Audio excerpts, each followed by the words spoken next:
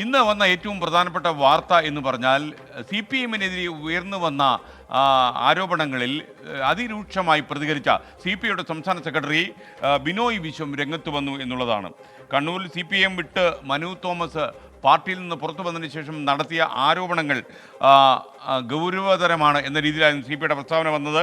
സമൂഹ മാധ്യമങ്ങളിൽ ഇടതുപക്ഷത്തിൻ്റെ രക്ഷകവേഷം കെട്ടുന്ന ആളുകൾ അധോലോകത്തിൻ്റെ കാര്യസ്ഥരാണ് എന്നാണ് ഇന്ന് ബിനോയ് വിശ്വം പറഞ്ഞു വെച്ചത്.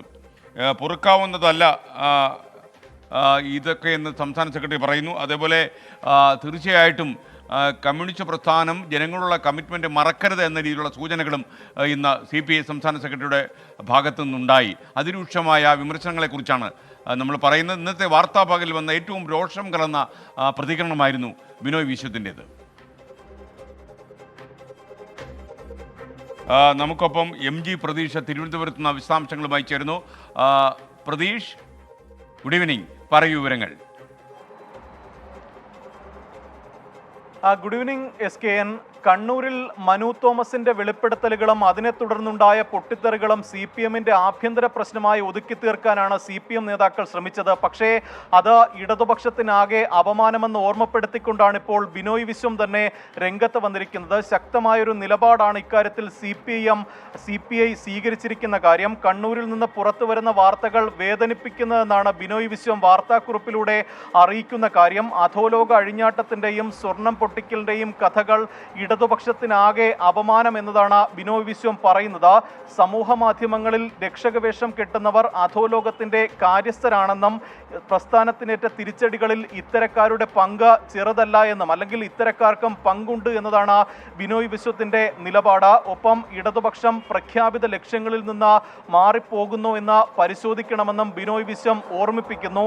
ജനങ്ങളോട് നീതി കാണിക്കാൻ കമ്മ്യൂണിസ്റ്റ് പ്രസ്ഥാനത്തിന് കടമയുണ്ട് എന്നതുമാണ് ബിനോയ് വിശ്വത്തിന്റെ വിമർശനം.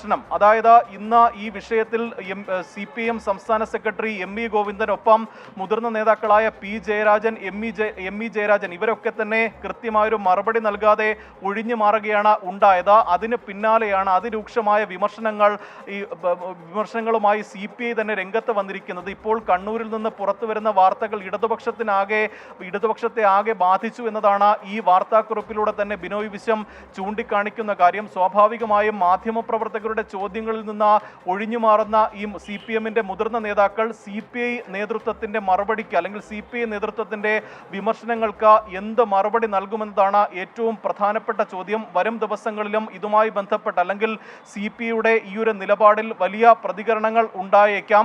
പ്രതിപക്ഷമടക്കം ഇത് ഏറ്റുപിടിക്കാനുള്ള അല്ലെങ്കിൽ ഇത് വലിയ തരത്തിൽ രാഷ്ട്രീയ ആയുധമാക്കാനുള്ള ഒരു സാഹചര്യവുമുണ്ട്. അതായത് ഇടതുമുന്നണിയിൽ തന്നെ ഇത് വലിയ ചർച്ചയായിരിക്കുന്നു മനു തോമസിന്റെ വെളിപ്പെടുത്തലുകൾ എന്നതാണ് ഇതിൽ നിന്ന് മനസ്സിലാക്കുന്ന കാര്യം. അത് വെറും ആരോപണങ്ങളല്ല എന്നുകൂടി ഈ വാർത്താക്കുറിപ്പിലൂടെ മനസ്സിലാകുന്നു. അത് CPI ഏറ്റെടുക്കുകയും ചെയ്തിരിക്കുന്നു. SK.